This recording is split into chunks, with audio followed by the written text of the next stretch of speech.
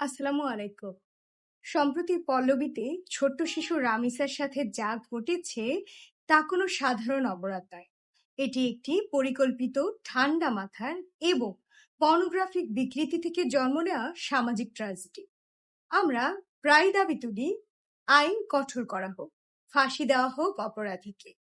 কিন্তু বাংলাদেশে শিশু ধর্ষণের আইন পৃথিবীর অন্যতম কঠোর আইন, যেখানে সর্বোচ্চ শাস্তি মৃত্যুদণ্ড।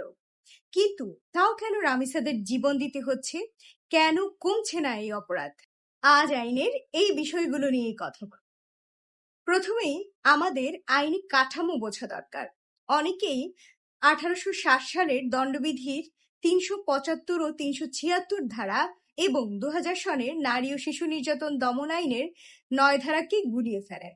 দণ্ডবিধিতে ধর্ষণের সংজ্ঞা অনুযায়ী কোনো মেয়ের বয়স যদি 14 বছরের নিচে হয় তবে তার সম্মতি থাকুক বা না থাকুক তা ধর্ষণ হিসেবে গণ্য হবে।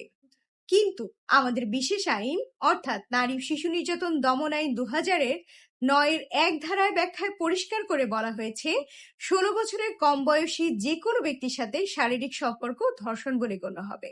বিশেষ আইনের ধারা 9-এর 1 ও 9-এর 2 ধারা অনুযায়ী শিশু ধর্ষণের বা ধর্ষণ পরবর্তী মৃত্যুর একক শাস্তি মৃত্যুদণ্ড বা যাবজ্জীবন সশ্রম কারাদণ্ড এবং অর্থদণ্ড। আইনের বয়ে শাস্তির এই কঠোরতার কোনো কমতি নেই।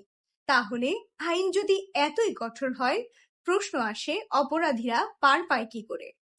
কমতিটা আইনের শাস্তিতে নয়, কমতিটা আইনের প্রয়োগ এবং প্রক্রিয়াতে। কমতি বিশ্লেষণ করলে প্রথমেই আসে বিচারের দীর্ঘসূত্রিতার কথা। এই বিশেষ আইনের 20-3 ক ধারায় স্পষ্ট করে বলা আছে ধর্ষণের মামলার বিচার অভিযোগ গঠনের 90 কার্যদিবসের মধ্যে শেষ করতে হবে। কিন্তু বাস্তবে আমাদের ট্রাইব্যুনালগুলোর মামলার জটের কারণে বছরের পর বছর পেরিয়ে যায় এই মামলার বিচার সম্পন্ন করতে। আইনের ভাষায় একটা কথা আছে, justice delayed is justice denied. বিচার যখন বছরের পর বছর ঝুলে থাকে, অপরাধীদের মনে তখন ভয় ডানা মেলতে পারে না। দ্বিতীয় কমতি হিসেবে দেখতে পারি সাক্ষী ও আলামত সুরক্ষা। এই আইনের 18 ধারায় তদন্তে নির্দিষ্ট সময়সীমা থাকলেও অনেক সময় সঠিক সময় মেডিকেল বা ডিএনএ রিপোর্ট আদালতে আসে না। তদুপরি অপরাধী যদি প্রভাবশালী হয় তবে ভিকটিমের পরিবারকে হুমকি দেওয়া হয়।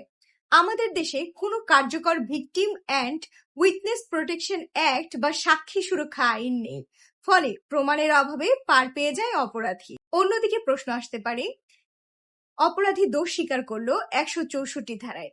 164